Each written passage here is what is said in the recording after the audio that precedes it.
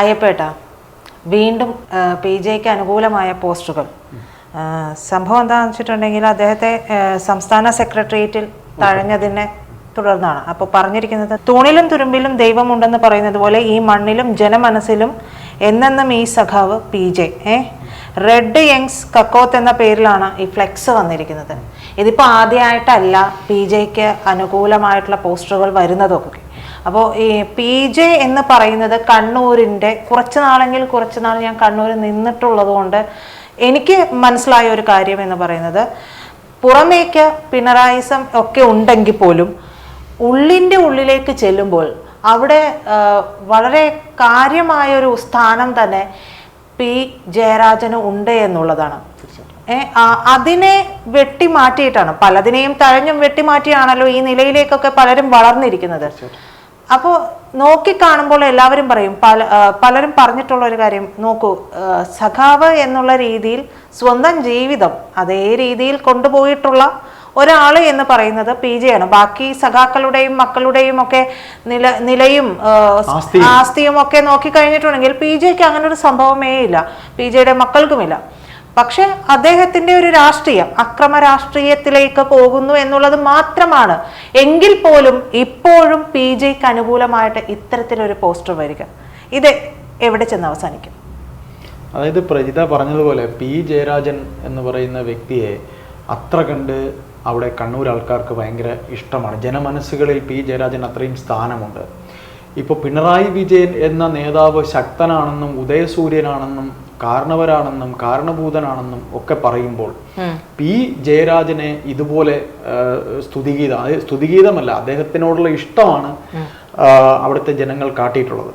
അതിനെ സംസ്ഥാന കമ്മിറ്റിയിൽ വരെ ചോദ്യം ചെയ്തുകൊണ്ട് അങ്ങനെ പ്രകീർത്തനം നല്ലതല്ല എന്നൊക്കെ P ജയരാജനെ പറഞ്ഞതിനെ ചോദ്യം ചെയ്ത സംസ്ഥാന ഘടകത്തിലെ കണ്ണൂരിലെ സഖാക്കൾ തന്നെ ഉണ്ടായിരുന്നു.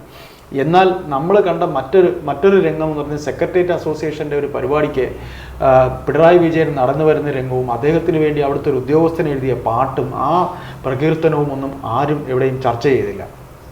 അതായത് P ജയരാജനെ സംബന്ധിച്ച് സംഭവിച്ചിട്ടുള്ളത്, പാർട്ടി, അതായത് പിണറായി വിജയൻ കൂടെ തന്നെ അവരുടെ ഏറ്റവും വലിയ രാഷ്ട്രീയ ശത്രുവായി അവർ കണ്ടിരുന്ന RSSയിലെ നിരവധി പേരെ കൊല ചെയ്തു. അത് രാഷ്ട്രീയ കൊലപാതകങ്ങളിൽ P ജയരാജൻ പിണറായിക്ക് വേണ്ടി ഒരു വേള ഭാഗമാവേണ്ട അവസ്ഥ ഉണ്ടായിട്ടുണ്ട്. അതാണ് അദ്ദേഹത്തിന് ഇന്നും ഈ ഒരു ആൾക്കാർ അദ്ദേഹത്തെക്കുറിച്ച് അറിയാം. ഞാൻ P ജയരാജനെ കാണാൻ പോയിട്ടുണ്ട്, അദ്ദേഹത്തെ സെൽഫി വരെ ഞാൻ എടുത്തിട്ടുണ്ട്. എനിക്ക് അദ്ദേഹത്തെ ഇഷ്ടമാണ്, എനിക്ക് വളരെ ഇഷ്ടമുള്ളൊരു പോരാളിയാണ് അദ്ദേഹം, നല്ലൊരു നേതാവാണ്. അപ്പോൾ P ജയരാജനെ ബോധപൂർവം, അതായത് ഇപ്പോൾ പിന്നെ നമ്മൾ കണ്ണൂർ ഇപ്പോൾ CPM-ഉം പിന്നെ RSSും തമ്മിലൊരു ഉടമ്പടി ഉണ്ടാക്കിയിട്ടുണ്ട്. അതിൽ ആ തില്ലങ്കരി ഒക്കെ പങ്കുണ്ട്, തില്ലങ്കരിയും പിണറായിയും തമ്മിലും പിന്നെ ശ്രീ എമ്മിനും ഒക്കെ അതിൽ പങ്കുണ്ട്. അപ്പോൾ ഇതെല്ലാം ചെയ്തു കൂട്ടിയത് പിണറായിയും കൂടെയൊക്കെ തന്നെയാണെങ്കിലും പേരുദോഷം ഇപ്പോൾ വന്നിരിക്കുന്നത് P ജയരാജനാണ്. P ജയരാജന്റെ കൈ വരെ നഷ്ടപ്പെട്ടിട്ടുണ്ട്. അദ്ദേഹത്തിന്റെ കൈ ഈ ആക്രമണത്തിൽ നഷ്ടപ്പെട്ടത്. അദ്ദേഹം ഇന്ന് ഒരു ഫുൾ സ്ലീവ് ഷർട്ടൊക്കെ ഇട്ടാണ് അദ്ദേഹം നടക്കുന്നത്. അതുകൊണ്ടാണ്.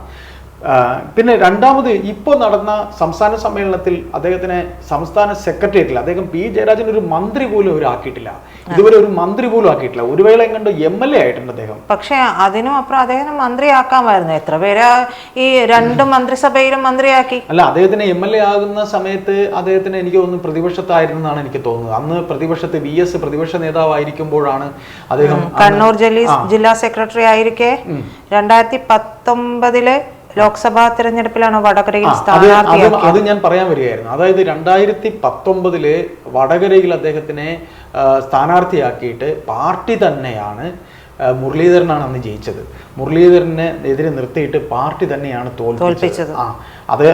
അതും P ജയരാജൻ ഒരു വേള പിണറായിയെക്കാളും ശക്തനായി പൊങ്ങി വരും എന്ന് പിണറായിക്ക് തോന്നിയതിന്റെ പൊങ്ങി വരും എന്നുള്ളതല്ല ചേട്ടാ, ജനസമ്മതി. കാരണം കണ്ണൂർ രാഷ്ട്രീയം, കണ്ണൂർ CPM എന്ന് പറയുന്നത് PJ തന്നെയായിരുന്നു.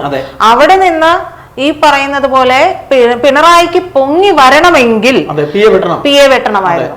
അവിടെ P ജയരാജനും P ജയരാജനും ഇവരെക്കാളും ഒക്കെ ജൂനിയർ ആയിട്ടുള്ള MV ജയരാജൻ. ഈ MV ജയരാജനെ സംസ്ഥാന സെക്രട്ടേറിയറ്റിലേക്ക് കൊണ്ടുവന്നു. MV ജയരാജനെ സംസ്ഥാന സെക്രട്ടേറിയറ്റിലേക്ക് കൊണ്ടുവന്നത് ഒരു പ്രത്യുപകാരമാണോ എന്നുള്ളത് നമുക്ക് ചിന്തിക്കേണ്ടി. നവീൻ ബാബുവിന്റെ മരണവുമായി ബന്ധപ്പെട്ട് കണ്ണൂരുണ്ടായ ഭൂകമ്പം, PP ദിവ്യയെ പ്രതി ചേർത്തയിലുള്ള ഗൂഢപദ്ധതി, PP ദിവ്യയെ മാത്രം പ്രതി ചേർത്തയിലുള്ള കണ്ണൂർ ഘടകത്തിന്റെ ഗൂഢപദ്ധതി, കണ്ണൂർ ഘടകത്തിന്റെ ഭൂമാഫിയ, ഈ ഭൂമാഫിയ ബന്ധങ്ങളൊക്കെ തന്നെ പിക്ക് അറിയാം, P ജയരാജൻ അറിയാം. അപ്പോ നാം പറഞ്ഞത് MV ജയരാജനെ സംസ്ഥാന സെക്രട്ടേറിയറ്റിൽ, MV ജയരാജൻ എന്നും അവിടെ ജനങ്ങൾക്കാർക്കും വലിയ താല്പര്യമുള്ള നേതാവൊന്നുമല്ല. P ജയരാജനെ സംബന്ധിച്ച് എനിക്ക് പെട്ടെന്ന് ഓർമ്മ വരുന്ന, എത്രത്തോളം ജനങ്ങളുടെ ഇടയിൽ ശക്തനാണെന്നുള്ളതിന് എനിക്ക് തോന്നിയ എനിക്കുള്ള ഒരു ഓർമ്മ എന്ന് പറഞ്ഞാൽ, ബോബി ചെമ്മണ്ണൂരിനെ കണ്ണൂർ ഒരു സ്വീകരണം ഉണ്ടായിരുന്നു.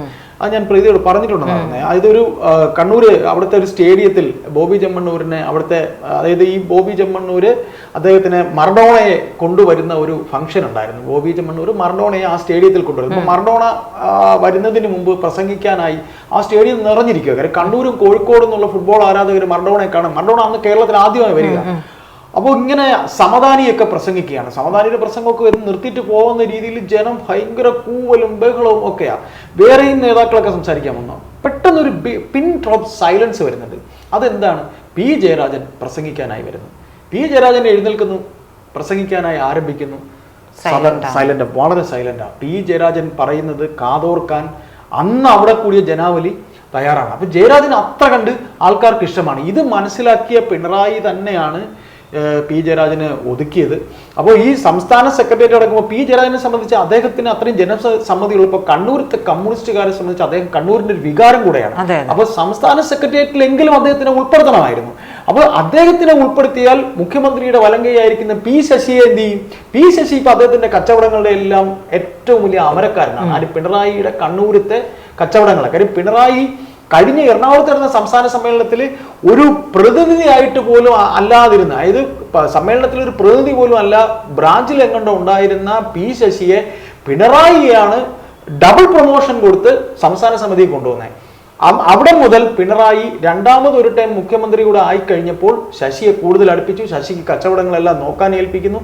ശശി ഇപ്പോൾ പിണറായിയുടെ മനസാക്ഷി സൂക്ഷിപ്പുകാരൻ. പിണറായിയെക്കാളും തിരുവനന്തപുരത്ത് ഗവൺമെന്റ് സെക്രട്ടേറിയറ്റിലെ നോർത്ത് ബ്ലോക്കിൽ പിണറായി വരുന്നതിനേക്കാളും ആളും ആരവും സല്യൂട്ട് അടിയും ഏറ്റവും കൂടുതൽ കിട്ടുന്ന ശശിക്കാണ്. അങ്ങനെയുള്ള ശശിയെ സംസ്ഥാന സെക്രട്ടേറിയറ്റിൽ കൊണ്ടുവന്നാൽ അത് മറ്റൊരു വിവാദമാകും. P ജയരാജനെ കൊണ്ടുവരാതിരുന്നാൽ പ്രശ്നമാകും. അങ്ങനെ ഈ രണ്ടുപേരും ഒരേ തുലാസിൽ ഇങ്ങനെ, അതായത് കണ്ണൂരത്തെ ജനങ്ങൾക്ക് P ജയരാജനെ വേണം, പിണറായിക്ക് വേണ്ടത് ശശിയെയാണ്. ആ ഒരു തുലാസിൽ രണ്ടുപേരും തൂങ്ങുമ്പോൾ ആരെ എടുക്കും? നമ്മൾ ഒരു വേള ആരെ എടുക്കും എന്ന് ചോദിക്കണം. കാരണം എന്താണെന്നറിയാമോ? ഒരു നിമിഷം. കാരണം ആരെ എടുക്കും എന്നുള്ള ചോദ്യത്തിന് പിണറായിയുടെ മുമ്പിൽ അങ്ങനെ ഒരു ചോദ്യമില്ല. കാരണം പിണറായിക്ക് വേണ്ടത് ശശിനെയാണ്. തീർച്ചയായിട്ടും ശശിനെ നിലനിർത്തുള്ളൂ. അതായത് ജനമനസ്സിൽ എന്താണ് എന്നുള്ളത് തിരിച്ചറിഞ്ഞ് പ്രവർത്തിക്കുന്ന ഒരു നേതാവോ ലീഡറോ ഒന്നുമല്ല പിണറായി എന്ന് പറയുന്നത് നമുക്ക്. അതുകൊണ്ടാണല്ലോ അദ്ദേഹം ഈ തഴയപ്പെട്ടത് പോലും. തഴയപ്പെട്ടതല്ല, തഴഞ്ഞത് കൃത്യമായി തന്നെ. അതെ, ഏതായാലും P ശശിയെ എടുക്കേണ്ടി വരും എന്നുള്ളത് കൊണ്ട് അത് ഇപ്പം പ്രജിത പറഞ്ഞതുപോലെ അദ്ദേഹത്തിന്റെ ഇഷ്ടങ്ങൾ പാർട്ടിക്ക് മേൽ അദ്ദേഹം അടിച്ചേൽപ്പിക്കുകയാണ്. പാർട്ടി അദ്ദേഹത്തിന്റെ പോക്കറ്റിൽ ഇരിക്കുന്നു, അദ്ദേഹത്തിന്റെ ഇഷ്ടങ്ങൾ പാർട്ടി അടിച്ചേൽപ്പിക്കുന്നു. അങ്ങനെ വരുമ്പോൾ P ജയരാജനെ സംസ്ഥാന സെക്രട്ടേറിയറ്റിലേക്ക് എടുത്താൽ P ശശി എന്ത് ചെയ്യും? നമ്മൾ പാർട്ടിയെ നിരീക്ഷിക്കുന്ന നിരവധി പേർ പറഞ്ഞിട്ടുണ്ടായിരുന്നു, ഇപ്പൊ നടക്കാൻ പോകുന്ന, ഇപ്പൊ കഴിഞ്ഞ മധുരയിൽ നടന്ന പാർട്ടി കോൺഗ്രസിൽ എങ്കിലും P-യെ ഉൾപ്പെടുത്തിയേക്കാം എന്നൊരു ഇത് വന്നിരുന്നു. പക്ഷെ P ജയരാജനെ ഉൾപ്പെടുത്തിയില്ല. അപ്പൊ ഇതിൽ ഇപ്പോ അദ്ദേഹത്തിന്റെ കാക്കോത്ത് കുന്നത്ത് കാവിന് സമീപത്താണ് അദ്ദേഹത്തിന് വേണ്ടി ബോർഡ് സ്ഥാപിച്ചിരിക്കുന്നത്, അല്ലെ? ഏതായാലും ഇത് പിണറായിയുടെ അറിയാൻ വേണ്ടിയിട്ടാണ്. പിണറായിയെക്കാളും ജനസമ്മതനായിട്ടുള്ള ഒരു നേതാവാണ് എന്ന് പിണറായിക്ക് അറിയാം. പക്ഷെ പിണറായിയും സംസ്ഥാന ഘടകവും ഇപ്പൊ ബേബിയും ഇത് അറിയണം. ബേബിയും ജനറൽ സെക്രട്ടറിയായി വന്നിട്ടുണ്ട്. നമ്മൾ ഒരു കാര്യം മനസ്സിലാക്കുക, നമ്മൾ കേട്ടറിവ്, നമ്മൾ വായിച്ചറിവ്, എല്ലാത്തിലും കണ്ടറിവിലും വെച്ച് പറഞ്ഞിരിക്കുന്നത്, ബേബി ജനറൽ സെക്രട്ടറി ആയി വന്നിരിക്കുന്നത് പിണറായിക്ക് ഒരു അടി തന്നെ കിട്ടാനുള്ള സാധ്യത മറ്റൊരു വിഷയമായതുകൊണ്ട് അടുത്ത ഒരു ഇതിൽ നമുക്ക് ഇരിക്കാം. തീർച്ചയായിട്ടും മുൻകടം പിൻകടം എന്ന് പറയുന്ന പോലെ പിണറായിയുടെ മുൻകാലങ്ങളിൽ എന്തൊക്കെ ചെയ്തിട്ടുണ്ടോ ഇത്തരത്തിൽ ഞാൻ കണക്കുകൂട്ടുന്ന ഒരു കാര്യം, തദ്ദേശ തിരഞ്ഞെടുപ്പും നിയമസഭാ തിരഞ്ഞെടുപ്പും ഒക്കെ വരികയാണ്. ഇത്തരത്തിൽ ഓൾറെഡി അവിടെ ഒരു വോട്ട് ചോർച്ച CPM-ന്റെ ബൂത്തുകളിൽ പോലും ഉണ്ടായിട്ടുണ്ട് ഇത്തവണ. ഈ ഒരു കാര്യം കൂടി, അതായത് ഇത്തരത്തിൽ PJ കൂടി വെട്ടിനിർത്തുന്ന ഒരു സാഹചര്യം കൂടി വന്നതോടുകൂടി PJക്ക് അനുകൂലമായിട്ടുള്ള വോട്ടുകൾ പോലും എനിക്ക് ഇത്തവണ തോന്നുന്നത് തദ്ദേശ പോകാനുള്ള ഇലക്ഷനിൽ സാധ്യത വോട്ട് പോകുന്ന മാത്രമല്ല, തദ്ദേശ ഇലക്ഷനിൽ ചിലപ്പോ പാർട്ടിയിൽ തന്നെ നിർത്തുന്ന ഔദ്യോഗിക സ്ഥാനാർത്ഥിക്ക് പുറമെ ഏതെങ്കിലും ഒരു സ്ഥാനാർത്ഥിയൊക്കെ ഡമ്മിയൊക്കെ വരാൻ സാധ്യതയുണ്ട്. അത് സൈലന്റ് ആയിട്ട് പിക്ക് അനുകൂലമായിട്ടുള്ള ആൾക്കാരായിരിക്കും, വോട്ട് കുറെ ആ രീതിയിൽ പോകും. ഇവരുടെ ഭരണം പല പഞ്ചായത്തുകളിലൊക്കെ നഷ്ടപ്പെടാൻ സാധ്യതയുണ്ട്. പിയുടെ സ്ട്രെങ്ത് എന്തായാലും പിയുടെ അനുകൂലികൾ തദ്ദേശ ഇലക്ഷനെങ്കിലും അത് തെളിയിക്കാന്നുള്ളത് പിയുടെയും കൂടി അനിവാര്യതയാണ്, അദ്ദേഹത്തിന്റെയും കൂടെ ഒരു അനിവാര്യമായ ഒരു ആവശ്യം കൂടെയാണ്. അതെ.